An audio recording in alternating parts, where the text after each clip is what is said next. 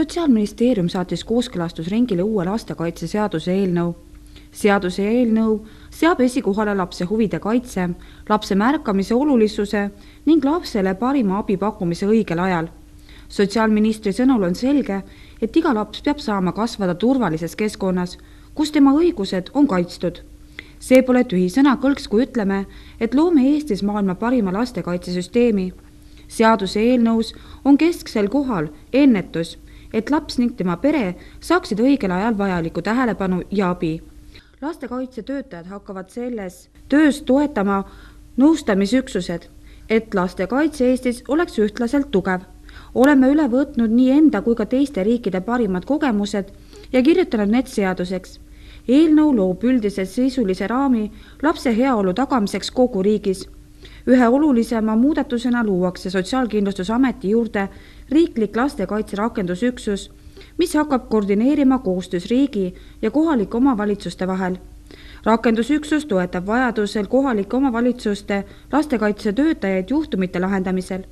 Lisaks luuakse kohalike omavalitsuste lastekaitsetöö toetamiseks täiendkoolitussüsteem. Seaduse eelnõu valmis tihedas koostöös huvigruppidega, kelle hulgas olid ka lapsed ja noored. Uus lastekaitseseadus on plaanitud jõustuma jaanuaris 2015.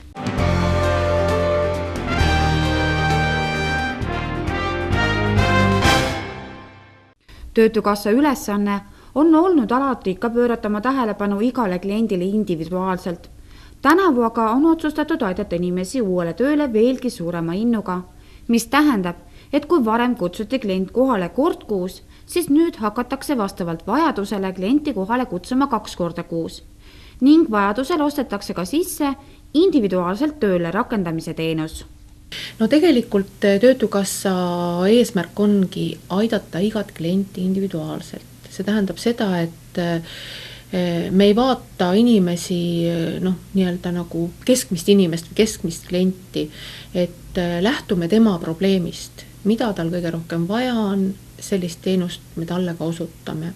Ja järgmisest aastast nüüd või sellest aastast juba siis me püüame veelgi lähemale sellele kliendile minna. Et oletame nii, et klient on pikaajaliselt meil arvel, ta on saanud erinevaid teenuseid, koolitust, ta on läbinud siin tööotsingu töötoad, karjäärinõustamised ja tööharjutuse ja ikkagi ta tööle ei saa, kuigi töökohti on.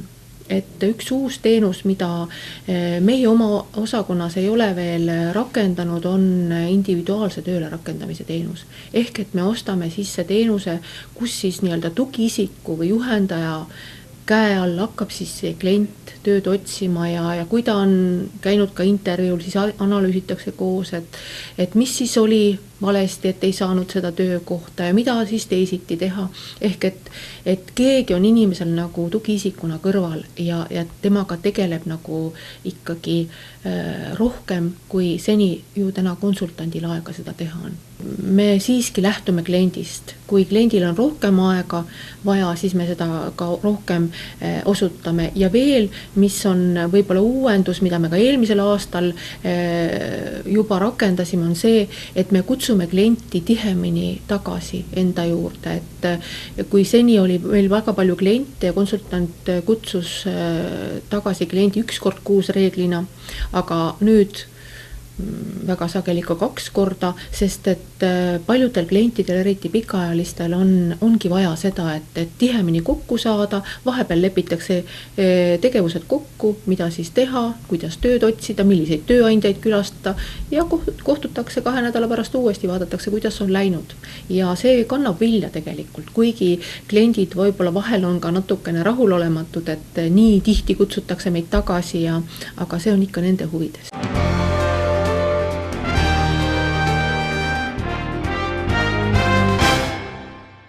2012. aastal sündis Eestis kokku 14 054 last.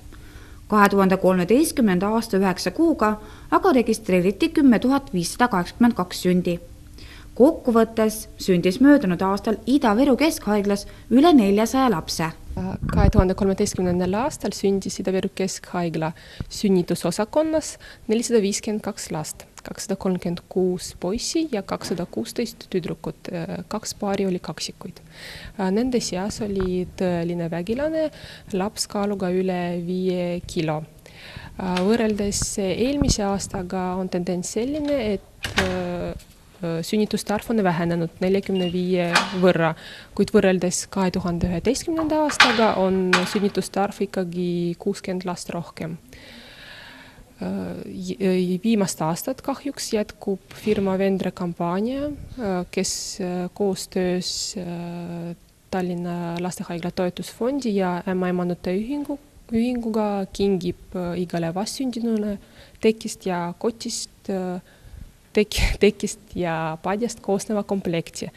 2 aasta jooksul on selliseid komplekti kingitud 900 ringis.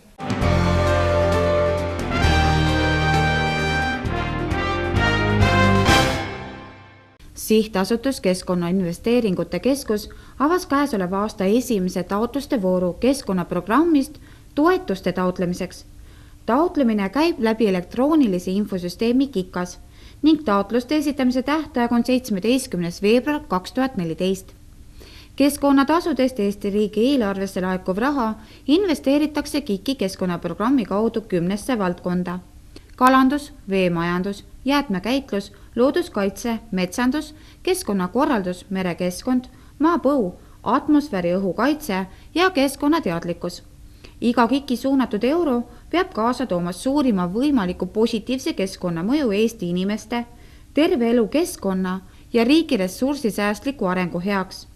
Eelmisel 2013. aastal toetas KIK keskkonnaprogrammist 838 ettevõtmist kogusummas 37 miljonit eurot. KIK hoiab tervet elu keskkonda, väärtustab puhast loodust ning säästvat arengut. Juhtiva keskkonnaabi ja investeeringute suunajana rahastab KIK erinevaid keskkonnaprojekte Eesti keskkonnatasudest laekuvast rahast, CO2 kvoodi müügi tuludest ning Euroopa Liidu struktuurfondidest. Lisaks pakub KIK võimalust taotleda sihtotstarbelist laenu keskkonnaprojektide elluviimiseks. Kokku on KIK-ist 14 aastaga toetust saanud üle 16 000 projekti.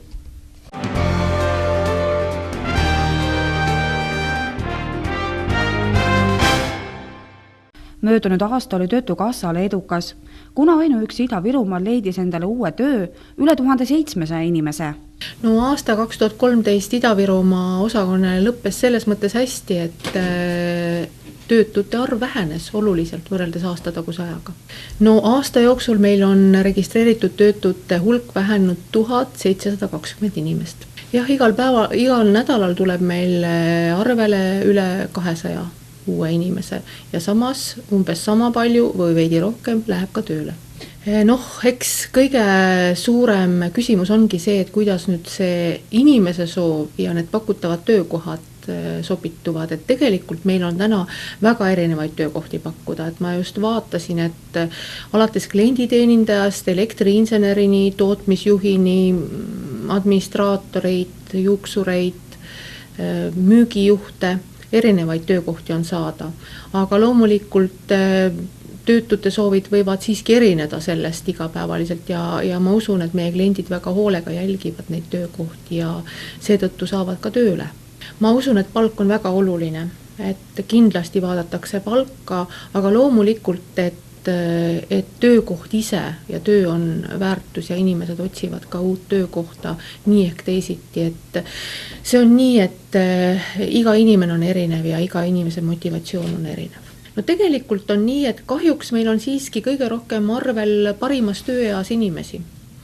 Et muidugi siin on küsimus selles, et meil on pikaajalisi töötuid endiselt palju. Aastatagusega võrreldes neid on oluliselt vähemaks jäänud. Ligi pooled pikaajalistest töötutest on tööle saanud. Aga üle 3000 inimese meil on täna ikkagi pikaajalised töötud ja nende tööle aitamine ja motiveerimine on pikem protsess.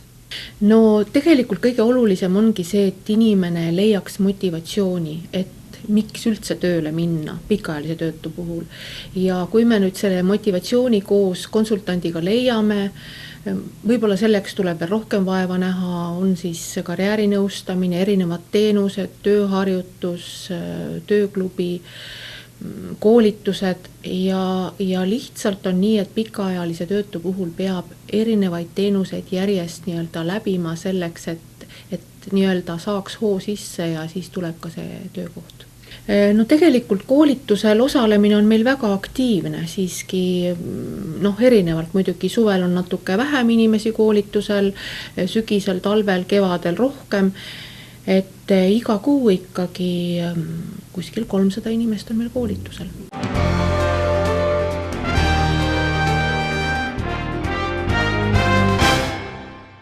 Lõppenud aastal nakatus Eestis HIV-i 325 inimest ja AIDSi diagnoositi 24 inimesel. Kõige enam registreeriti Terviseameti andmeil HIV-i nakatunuid lõppenud aastal Tallinnas, kus tuvastati kokku 185 HIV-positiivset inimest.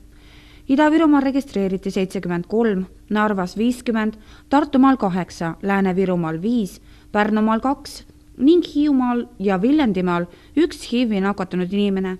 Kuude lõikes registreeriti kõige rohkem HIV-i nakatunuid aprillis, mil tuvastati 36 HIV-positiivset. Veebruaris tuvastati HIV-i 32, juunis 31, märtsis 29, mais ja juulis 28, oktoobris 26, septembris 25, novembris 24, jaanuaris 23, detsembris 22 ja augustis 21 inimesel. AIDSi haigestus lõppenud aastal Tallinnas 11, Ida-Virumaal 5, Lääne-Virumaal 3, Harjumaal ja Narvas 2 ning Järvamaal 1 inimene. Kokku on aastate jooksul Eestis HIV-i diagnoositud 8701 inimesel, sealhulgas AIDS 414 inimesel.